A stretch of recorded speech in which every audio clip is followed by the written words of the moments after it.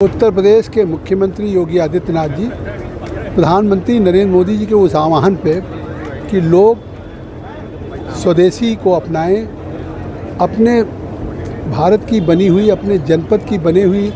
स्थानीय उत्पादों को ज़्यादा से ज़्यादा खरीदें और उससे अपनी भारत की अर्थव्यवस्था को मजबूत करें,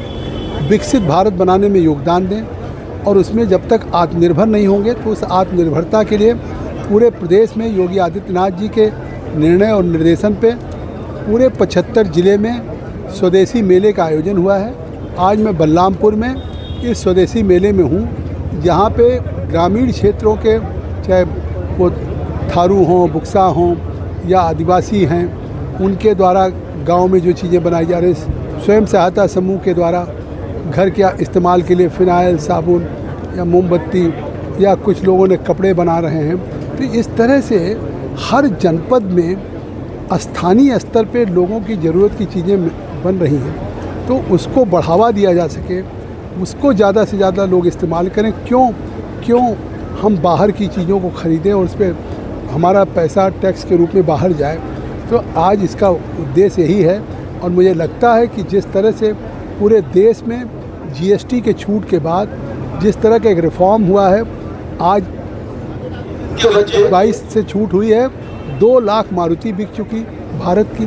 50,000 टाटा की गाड़ियाँ बिक चुकी, मोटरसाइकिल इसी तरीके से, फ्रिज हो, टेलीविज़न हो, हर चीज़ पे भारत के बनी हुई, कहीं 28 से 18%, 18 से 12, 12 से 5%, उस पर पूरे पहली बार आज़ादी के बाद इस तरह का लोगों में बचत है और बचत से उनके अंदर एक क्रय शक्ति बढ़ी है और लोग भारत की चीज़ों को खरीद रहे हैं। कल एक सवाल है, कल जो रैली हुई है बसपा की, उसको लेकर समाजवादी पार्टी कह रही है कि रैली जो है भारतीय जनता पार्टी ने कराई है, उसके ज़्यादा अब देखिए, वो Samajwadi party BSP number 2, number 3 की लड़ाई लड़ रही है, तो ये उनका मामला है। और निश्चित तौर से आज भारतीय जनता पार्टी की जो सरकार है, तीसरी बार देश की जनता ने जनादेश दिया नरेंद्र मोदी जी के नेतृत्व में। 2 बार से जिस तरह से उत्तर प्रदेश पे विकास, गवर्नेंस, कानून व्यवस्था की स्थिति बेहतर हुई है, तो आज उत्तर प्रदेश में अब ये समाजवादी पार्टी हो, बसपा हो, अपने अस्तित्व की लड़ाई लड़ रही है।